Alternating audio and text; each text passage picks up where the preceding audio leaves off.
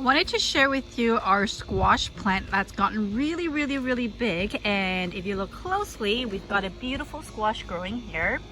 Squash blossoms are actually really good in stir fry, so we're actually harvesting some of these beautiful blossoms today to stir fry.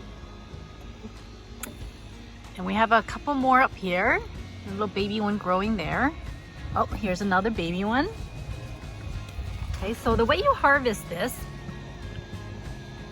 is that you just kind of give it a pinch in the middle. You don't want to get too close to the vine. So this whole entire thing is edible.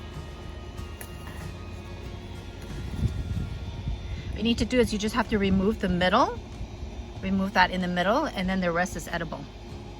So just get a couple of these to stir fry. There's another one here.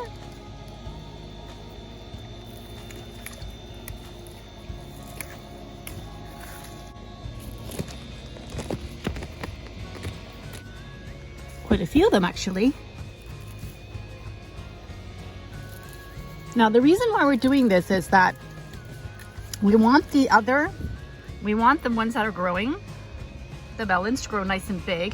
What happens when you have too many blossoms on one plant, it takes away the nutrients from the actual squash. So if you want the squash to grow nice and big, you'd have to take some of these blossoms off so that all the nutrients will go into those that are forming.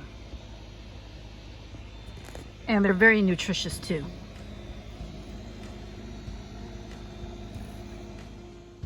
So next, I wanted to show you our winter melon. And we're also going to do the same thing for the winter melon. You want to remove these extra blossoms so that the actual winter melon that's growing will be nice and strong. So we've got these little baby winter melons growing, and there's these ones here, these blossoms that no winter melon will grow on. So we're going to actually harvest these to stir fry with our squash blossoms as well. So this is what we're picking today for our stir fry. So here's another one here. And again, you're doing this so that the nutrients from the plant will focus on to the melon itself to grow nice and big. The winter melons, we like them nice and big for soup. So we're taking off all these little baby ones that are not going to form into melons.